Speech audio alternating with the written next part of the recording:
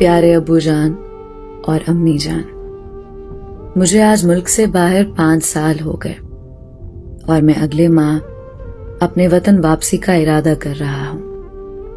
میں نے اپنے ویزا کے لیے جو قرض لیا تھا وہ ادا کر چکا ہوں، اور کچھ اخراجات پچھلی چھٹی پر ہو گئے تھے تحفے تحائف لینے میں، اور کچھ دیگر اخراجات۔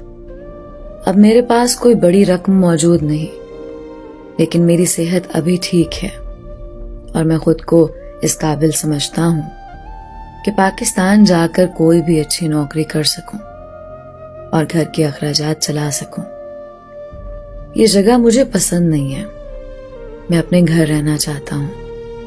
آپ کی کیا رائے ہے اس بارے میں؟ آپ کا پیارا جمال۔ پیارے بیٹے جمال، تمہارا خط ملا اور ہمیں تمہاری چھٹی کے بارے میں پڑھ کر خوشی ہوئی۔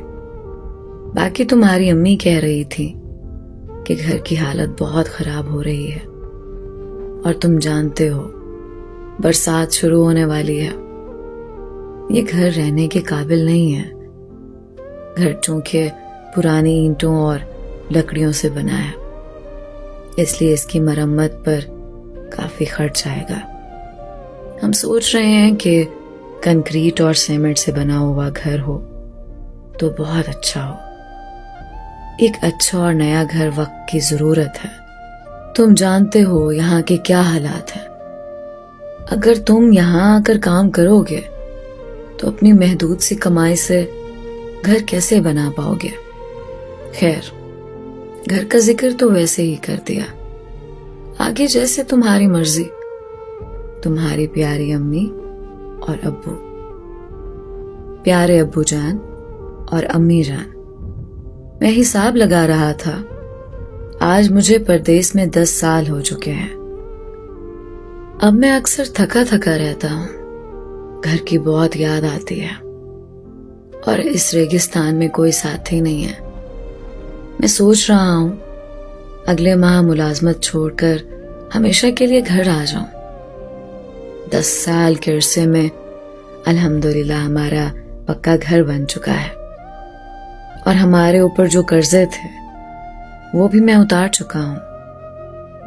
اب چاہتا ہوں کہ اپنے وطن آ کر رہنے لگ جاؤں۔ اب پہلے والی ہمت تو نہیں رہی، لیکن پھر بھی کچھ نہ کچھ کر کے ٹیکسی چلا کے گھر کا خرچ چلا لوں گا۔ اس ریگستان سے میرا جی بھر گیا ہے، اب اپنے بچوں کے ساتھ رہنا چاہتا ہوں۔ آپ کی کیا رائے ہے؟ آپ کا پیارا جمال۔ پیارے بیٹے جمال، تمہارا خط ملا اور ہم پچھتا رہے ہیں اس وقت کو جب ہم نے تمہیں باہر جانے دیا۔ تم ہمارے لیے اپنے لڑکپن سے ہی کام کرنے لگ گئے۔ ایک چھوٹی سی بات کہنی تھی بیٹا، تمہاری بہنا زینب اب بڑی ہو گئی ہے، اس کی عمر 20 سے اوپر ہو گئی۔ اس کی شادی کے لیے کچھ سوچا؟ کوئی بچت کر رکھی ہے اس کے لیے کہ نہیں؟ بیٹا، ہماری تو اب یہی خواہش ہے کہ زینب کی شادی ہو جائے اور ہم اطمینان سے مر سکیں۔ بیٹا ناراض مت ہونا، ہم تم پر کوئی بوجھ نہیں ڈالنا چاہتے۔ تمہاری پیاری امی اور ابو۔ پیارے ابو جان اور امی جان، آج مجھے پردیس میں 14 سال ہو گئے۔ یہاں کوئی اپنا نہیں ہے۔ دن رات گدھے کی طرح کام کر کے میں بیزار ہو چکا ہوں۔ کمہار کا گدھا جب دن بھر کام کرتا رہتا ہے تو رات کو گھر لا کر اس کا مالک اس کے آگے پٹھے ڈال دیتا ہے اور اسے پانی بھی پلاتا ہے، پر میرے لیے تو وہ بھی کوئی نہیں کرتا۔ کھانا پینا بھی مجھے خود ہی کرنا پڑتا ہے۔ بس اب میں ویزا ختم کروا کر واپس آنے کا سوچ رہا ہوں۔ پچھلے کچھ سالوں میں اللہ کی مدد سے ہم زندگی کی بیشتر آزمائشوں سے نکلنے میں کامیاب ہو گئے۔ زینب بہنا کی شادی ہو چکی ہے اور اب وہ اپنے گھر میں سکھی ہے۔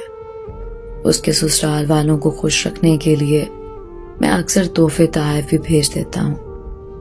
اللہ کے کرم سے آپ لوگوں کو میں نے حج بھی کروا دیا اور کوئی قرضہ بھی باقی نہیں ہے.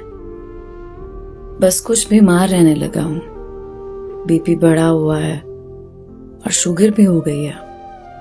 لیکن جب گھر آؤں گا گھر کے پرسکون ماحول میں رہوں گا اور گھر کا کھانا کھاؤں گا تو انشاءاللہ اچھا ہو جاؤں گا. اور ویسے بھی اگر یہاں مزید رہا تو میری تنخواہ تو دوائی دارو میں چلی جائے گی.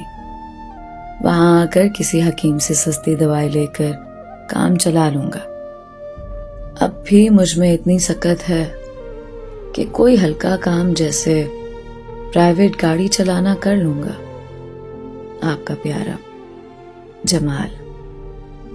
پیارے بیٹے جمال، بیٹا ہم تمہارا خط پڑھ کر کافی دیر روتے رہے.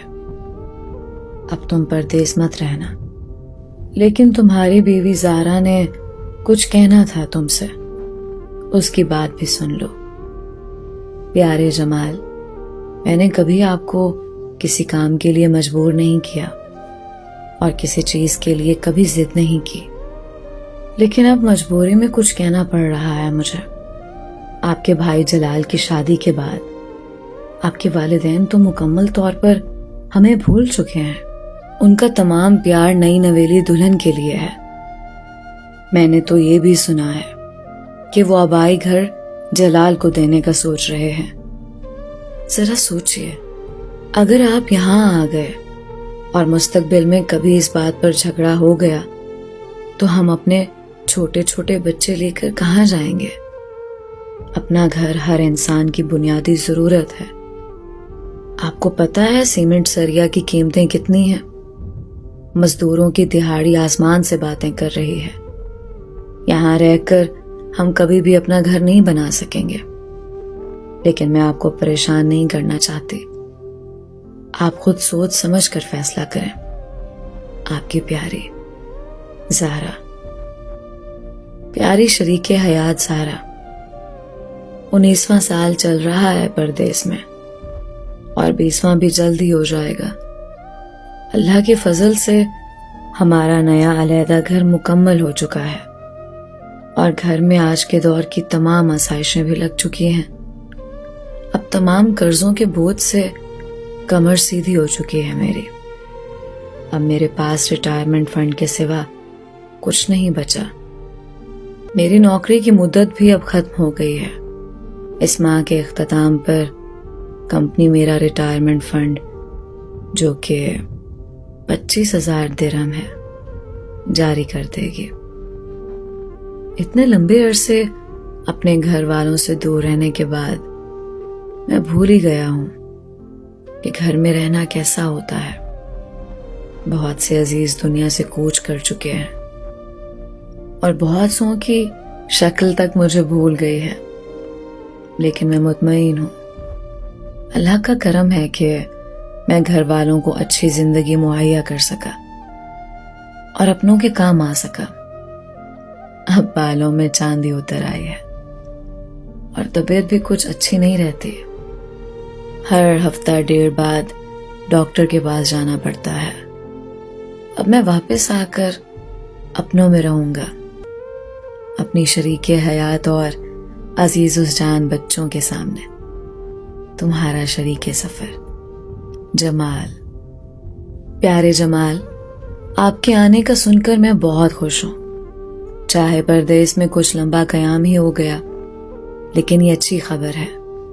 مجھے تو آپ کے آنے پر کوئی اعتراض نہیں، لیکن بڑا بیٹا احمد ہے نا، وہ ضد کر رہا ہے کہ یونیورسٹی آف لاہور میں ہی داخلہ لے گا. میرٹ تو اس کا بنا نہیں، مگر سیلف فنانس سے داخلہ مل ہی جائے گا. کہتا ہے کہ جن کے ابو باہر ہوتے ہیں سب یونیورسٹی آف لاہور میں ہی داخلہ لیتے ہیں. پہلے سال 4 لاکھ فیس ہے اور اگلے 3 سال میں ہر سال 3 لاکھ. اور ہم نے پتہ کروایا ہے تو یونیورسٹی والے انسٹالمنٹ میں فیس بھرنے پر راضی ہو گئے ہیں.